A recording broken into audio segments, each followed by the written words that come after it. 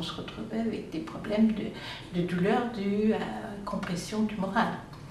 Donc, chemin faisant, je ne savais pas, mais je me suis dit, qu'est-ce que je peux faire pour ces patients? Donc je me suis documentée, je suis allée voir, j'ai essayé pour mon propre compte à prescrire correctement, à évaluer, à aller suivre au long cours, à ouvrir la première consultation de soins palliatifs, je crois, en France, oui, c'est sûr. Et c'est comme ça que je me suis fait mon expérience, parce qu'il n'y avait pas de lieu, en France en tout cas, où on pouvait se former. Donc, je suis allée au Canada à plusieurs reprises, je suis allée en Angleterre, et c'est comme ça que les choses se sont faites.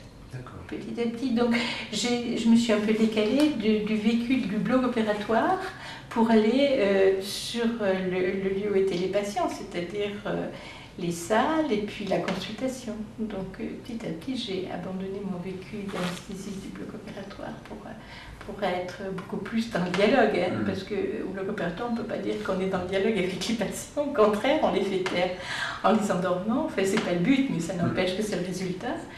Alors que là, c'était aussi une redécouverte de la parole de l'autre.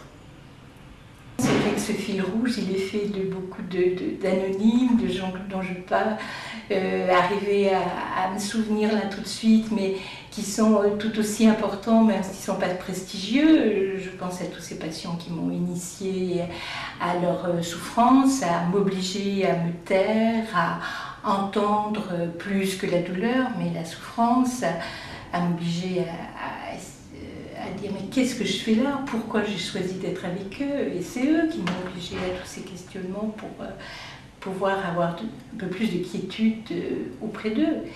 Donc ça c'est une sacrée victoire qu'ils ont eue à mon égard. Donc ils font partie de mon panthéon, ceux-là. Hein.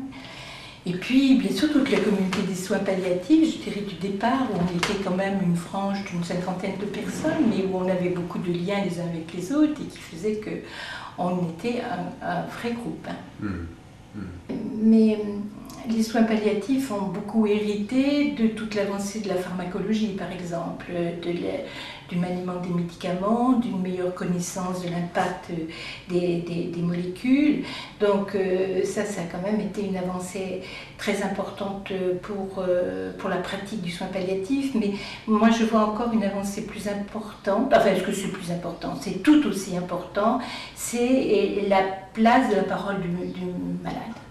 Et il y a eu vraiment une métamorphose considérable de la position du patient et de la conception du rôle du soignant. Le patient devant être informé de sa maladie, informé du traitement qu'on lui propose, et il a la possibilité de dire non. Ça, c'est pour moi une révolution.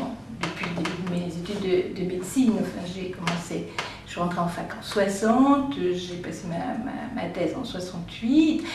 C'était une époque où on disait vous avez un petit bouton, une petite grosseur, on va vous faire un peu d'électricité. Ça a l'air, mais quand je dis ça, j'ai l'impression même moi que je mens, que c'est des paroles qui n'ont jamais existé. C'est tellement loin de la pratique actuelle qu'on se demande si cette pratique, elle n'était pas une vue de mon esprit. Non, elle était dans la réalité de terrain. Et cette métamorphose de la position du patient, elle a vraiment été tangible dans toute la médecine. C'est pas les soins palliatifs qui ont fait, c'est vraiment une évolution de l'éducation du patient, de sa famille, des étudiants aussi, qui abordent autrement, qui voient leur père le faire autrement qu'il ne le faisait auparavant, et qui, du fait du compagnonnage qui est vraiment très important en médecine, vont eux-mêmes être responsables et engendrer un autre questionnement éthique auprès de leurs patients. C'est complètement évident.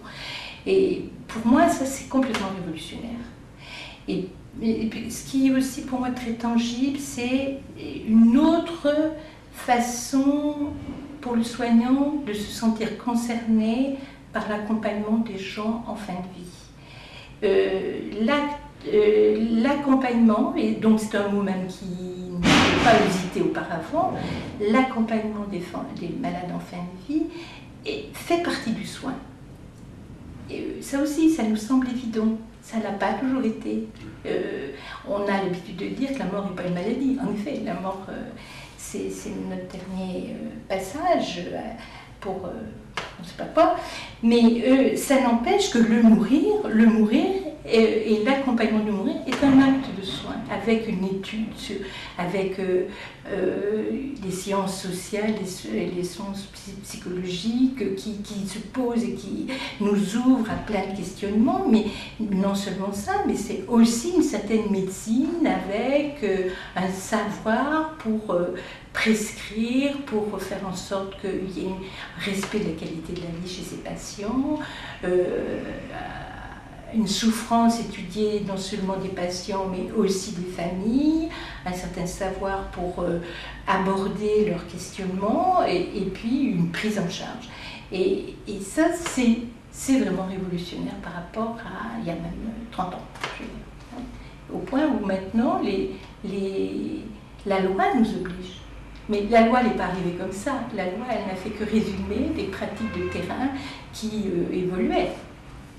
Elle n'est pas tombée comme ça d'un seul coup.